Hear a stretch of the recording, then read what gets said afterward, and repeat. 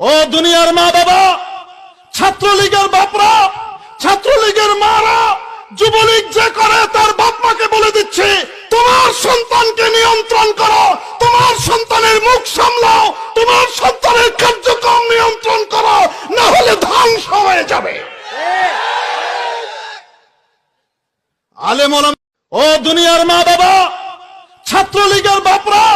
ছাত্রলীগের মারা,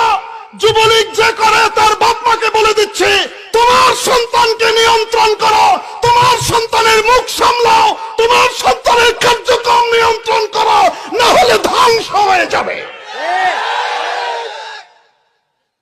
আলেম ওলামা, ও দুনিয়ার মা বাবা, ছাত্রলীগের বাপরা, ছাত্রলীগের মারা,